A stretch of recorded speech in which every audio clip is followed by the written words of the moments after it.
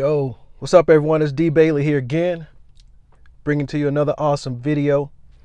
I want to thank everybody for taking the time to listen to this or to tune into the channel. If you have not taken the time to subscribe to the channel, please be sure to do so right now. Hit the subscribe button, the notification bell, so that you are informed of future uploads. Be sure to hit that like button and share with anyone that can possibly benefit from this message. All right, today I'm going to be bringing to you, I'm going to be talking about Coach Deion Sanders, or AKA Coach Prime. For many of you who tune into the news, you've probably noticed that he's been taking a lot of heat from what people call the left, the woke crowd, progressive community. Regarding an issue, regarding a statement that he made about his coaching strategies.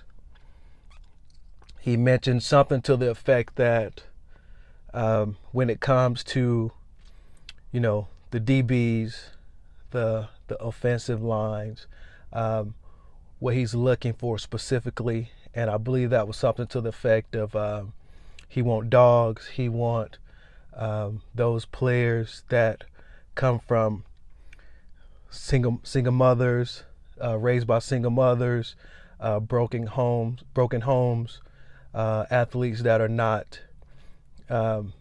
not being reared or being they're not getting the attention, direct oversight or attention from a father, or two-parent homes. All right, when it comes to the quarterbacks or the QB specifically, he wants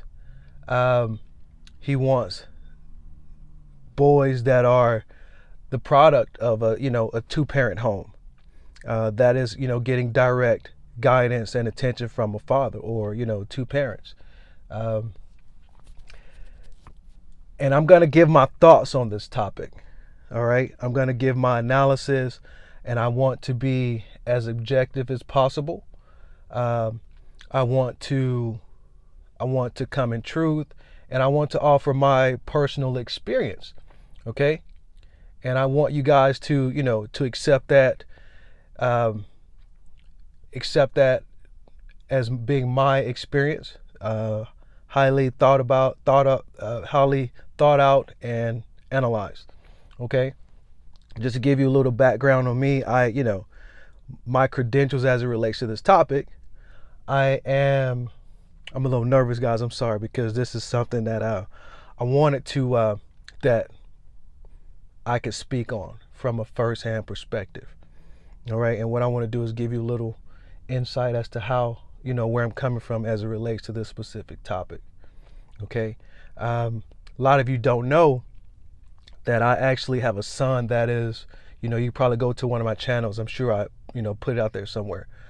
My oldest son is a former professional football player. Okay, D1 athlete, D1 football player. And to this day, he's a football coach. Okay, at a high school level, he's a teacher, football coach, doing very well. Okay, something I'm very proud of, and which is going to go into my credentials and my story. I actually myself am a former football player. Specifically, I was a quarterback. My career ended around the 10th grade, which is an interesting story on how it actually ended. Okay, but to back up a little bit, I was raised by a single mother. I like to say, quote, single mother. And the reason I quote single mother, because there are two types of, in my opinion, single mothers. You have the single mothers that wear the badge, okay, as a positive, okay.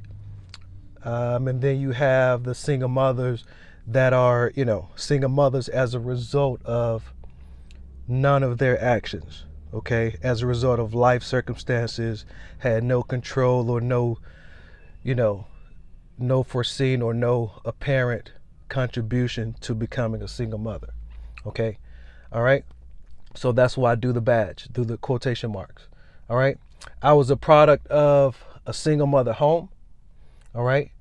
I had a natural talent. I had a natural talent when it came to football. I was fast. Okay. My arm was like a rocket. Anyone in my family can attest to this, or, specifically my sibling. Anything that I saw, I could hit with the rock. All right. I started playing football with 17, 18-year-olds, around 7, 8 years old. All right. I grew up in, streets of Decatur, Georgia, metro Atlanta area, and I was always the designated quarterback. I could throw the ball from one end of the parking lot to the other end of the parking lot. All right. What I didn't have, however, was the discipline that Coach Sanders spoke about. All right, we're gonna get into that. All right, play Little League football, specific to be, to illustrate a little bit better. There was a coach that used to come pick us guys up from the inner city and take us over to the predominantly white park. Okay, it was in the Dunwoody area. The name of the team was Northeast Mustangs. All right. I remember I wanted to play quarterback. Okay, because I was doing so well on the streets. I was thrown into the next best position, which was I was a safety. I was a running back. I did all those things very well. I was fast. I could hit well. I was what Coach Prime called, I was a dog. I was a little bit bigger than the other players. Okay, we had a few black athletes, standouts, but for the majority of the team were kids from the area. It was a upper middle class community for the most part. All right, and I remember the quarterback's son. He was a white kid. He was very disciplined. I remember he had the high and tight haircut. He was just your prototypical quarterback, which you would see, in the college level, professional level, your Eli Manning and whatnot. All right. So I remember, I was a little envious. I didn't understand. It was a topic of, quite a bit of conversation, and I wanted to play that position very well, and everyone else figured that I should play that position. All right. So played there for a few years. Okay. Went on to middle school, played middle school ball. Okay. Went on to play middle school ball for a few years. Went to high school. All right. My high school career, just so you guys know, my high school career ended around the 10th grade. Okay. And I'm trying to find the best way to segue all these different points in here. My high school football career ended around 10th grade. And it was because there was a lot of moving around, being raised by a single mother. Okay. I had a stepdad that was in the home, but he didn't have the attributes and skills. I wasn't getting the mentorship based upon my goals of going a little bit further in football. All right. So around the 10th grade, North Clayton High School. All right. So you guys know I'm from the metro Atlanta area. I went to high school with Monica, the singer, R&B singer. She was a grade below me. We took a piano class, a mutual piano class. I would go in, she would come out. She was 9th grade, I believe I was 10th grade. 2 Chainz. All right, he was there. He was a grade above me. He was one of the basketball standouts. All right. But anyway, I went to North Clayton High School and played football for a while. Okay. And just to, connect the dots, my coach was Coach Shockley. The name, you may recognize the name. DJ Shockley's father was my coach. Okay. And I remember DJ Shockley he went to the middle school in the area. And because his dad was a coach, I would see him every day. He would catch a bus over to the school and play around. Okay, I didn't know anything about who he was until later on. Okay, because of circumstances at home, lots of different, lots of stepdads coming in, lots of moving around, you know. And just so you know, around the time my high school career ended, my report card reflected, I believe that was a 17, a 30 something, and I believe my highest grade at the time was possibly an 80, and it was in some subject that I just cling to, and I love to show you guys that, pretty soon here. But that was where my high school career ended, and it ended specifically because of this report card, okay, which shows that all the dysfunction going on at home. My report card, I remember showing up to practice one day. All right, I was in and out of school smoking weed, and this particular day I think I made it to end of the class, end of the day, showed up on the football team, showed up on the football field for practice, and I remember Coach Shockley walking over to me, okay, as I'm walking up the sideline. There's some drills going on, and I remember walking. I was a quarterback. I was one of the backup quarterbacks, and he walked up to me, and something to the effect of he saw some grades, or a teacher spoke to him about my grades, and his last words were, "Get the F off of my field." Okay, get the F off of my field. And to this day, I associate that with being the end of my football career. Okay, all right, which is the end. That was it. Okay, I had a son, which was end up being the professional football player. 17 years old, started my academic career. Okay, this is when I started focusing on, my academics, which I thank God for.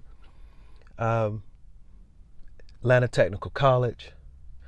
Ended up joining the Marine Corps. Okay, that's a whole nother story.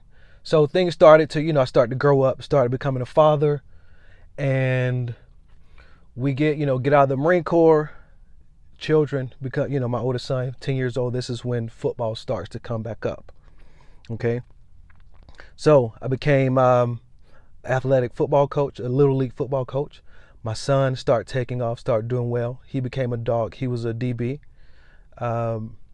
And along this time, I would always warm up the team, and you know how coaches do with throwing the football, warm up.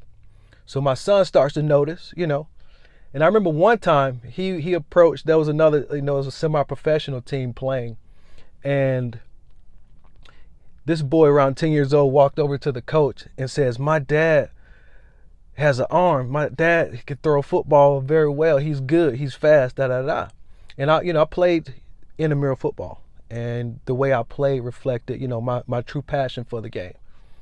But it was secondary to me, to my role as a father and a husband. But that was one story to kind of highlight that I still had it in me. He asked the coach, "Hey, can my dad jump on the team?" I thought it was funny. I thought it was cool, that he had that, he wanted to look out for his dad, which kids typically do. But yeah, so I still had it in me. All right, still had it in me. So my son goes on to excel in football. He becomes a D1 prospect. We actually, just to go into my credentials a little bit further, we toured the country, a lot of D1 schools. He had about 13 offers. So I became, engrossed into the community. And I actually learned more about the NCAA guidelines, rules, regulations, and how the process works. The stars, the highlight, the huddle, the highlight, structure, and all that good stuff. He ended up playing with some kids that are still in the league right now. Kenyon Drake, Evan Ingram. Still have some friends, Bradley Chubb. So I'm still, to a degree, connected to the whole community. All right.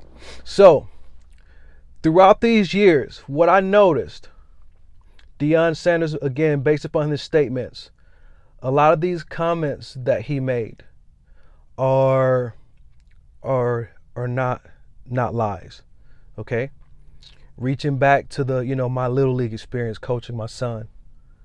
as a coach, I remember a lot of the single mothers dropping their sons off, or a lot of them are, again, defensive linemen, tight ends, you know, again, single mothers dropping them off. And I remember noticing, very little discipline. It was almost like babysitting. They were grateful, however, because you have these men stepping in and acting as male figures in their, single sons' lives. Okay. I remember praying, at the end of practice huddles. These kids were, ADHD, the attributes of, I'm not a mental health professional, but they're displaying all these attributes, not paying attention. It was like babysitting. Whereas you had these positions, that I remember there being few parents on the team that were, few coaches on the team that had children playing. And we, for the most part, had our hand in their behaviors. They were a little bit more disciplined. It was clicked up that way. All right. And I remember one coach, he, his son was very disciplined, grades were well at school. Okay. And eventually his son ended up stopped playing football. He ended up going to golf, which was a smart move, and which was a move that I wish I had emulated early on. Although I am grateful to, the route that my son took. But this is from the mind of a father who believes in, development and growing and learning and changing as time goes along. All right. So, all right. To tie all this together, there are rules and there are exceptions. Okay. We must acknowledge that generalizations are accurate. Okay. And just to give you an illustration, we act based upon generalizations. So we can't throw away our generalizations just because they don't suit us. All right. If someone, 10 people jump off a cliff, all right. If, let's say, you have 10 people, 8 jump off a cliff and die, and then you have 2 that jump off the cliff and survive. Okay. I'm sure most of you will not continue to jump off that cliff because there are 2 that survive. Okay. That's how we move. We're human beings. We want to protect ourselves. Okay. And we know the likelihood that if you jump off that cliff, you're gonna die. All right. So let's say, Coach, let's take those statements that Coach Prime made as they are. Okay. You have single mother households. You have a position of quarterback, for example. That position requires leadership. Okay. You have so many moving parts. You have 11 players on each side. You have 11 players on the team. Okay. You being one of those as a quarterback, you need to know the plays. You need to go home and study those plays. Okay. You need to go home and study those plays, and you need to study those other 10 players' positions and how they should be moving and how you should be moving. All right. You also need to know the defenses. Okay. You need to know how to read those defenses and get the ball downfield. Okay. Based upon my experience being raised by a single mother, around this time where my career ended, let's take my experience. 11 moves from the time I was born to the time I ended up leaving home around 16 years old. All right. There was 11 schools, and there were 13 different homes. There were 13 different moves, 11 different schools. Based upon where I was pursuing a position of quarterback, okay, I did not have all the parts, all the attributes to do that with the resources that I had. Okay. I was not studying. As I mentioned to you guys, my grades were garbage. Okay. I had the streets. Okay. I was navigating the streets. And I didn't mention to you guys, I was smoking weed at the time. girls were a big factor, hence the son at 16, 17 years old. Okay. All right. So I didn't have what it took. So again, Coach Prime, he's not lying. Okay. I didn't have the attributes of being a successful quarterback at that time. Okay. I had the physical attributes, but I didn't have all of the parts to make a great quarterback. And I'm just being objective. It's fine. I've actually moved on. My arm's still great, but it's not, this is the value up here. All right. So yeah, I remember getting out of the Marine Corps around 2002, somewhere thereabout. You guys may know better than I would. And I remember hearing about DJ Shockley. All right, he was a Falcons quarterback. I got out of the Marine Corps, came back to Atlanta. DJ Shockley was a quarterback. And I'm like, Shockley. Come to find out, this was the little kid that used to come up to the school, run around, bald head, dad bald head. They look similar. And, I'm proud of him. No envy whatsoever. I've become successful in my own right. So, but I remember hearing that story, and I immediately go back. I researched this kid, and I figure out who his dad was. It was Coach Shockley. Okay, so I start tuning in and seeing that was Coach Shockley. He would be at events with his dad. His dad would be at the game, on the field. And I'm thinking to myself, for a while, I was like, wow, is that the reason why I was kicked off the team the way it was? Not taking responsibility for my grades. But I started, as I got older, I started to realize, wow, okay, so this is how it actually works. Quarterbacks require that structure. They require that leadership that I did not have at the time. Okay? The same leadership that many kids do not get that are raised by single mothers. Okay? You just don't get it. All right? Single moms, they typically put their kids in football, a lot of, athletes to keep them busy. Okay? To put it another way, to keep them busy. Okay? To keep them busy, to keep them out of streets, keep them out of trouble. All right? Whereby they're not getting, they're playing their part that they're qualified for at the time. Okay? Of course, unless you have a coach who's willing to step in there and be that figure, or that, provide that discipline that a boy needs to play such a position. However, in many cases in single mother homes, they're not going to surrender absolute authority. They're not going to surrender absolute authority to a non-father. Okay? When I mean absolute authority, I'm referring to the idea that if that boy steps out of line or does something, requiring discipline, that father is not going to have free reign as to how that child is going to be disciplined. Okay? And by that, to give you an example, I'm referring to, let's say, corporal punishment. Okay? That's not going to happen. A single mother's not going to do that. And that authority is absolute necessary for a boy to behave as though they should, or to reach, to obtain that discipline. It's just necessary. Okay? And I'm going to get into it in another video. I will get into it in a different video. I have so much on this, this topic that I will be discussing in the future. That discipline that a boy needs comes from getting authority. And that authority, knowing that mom is not going to be there to cushion. Okay? Mom is not going to be there to cushion me from that authority figure. She's just not going to step in. She's not going to undermine. Okay?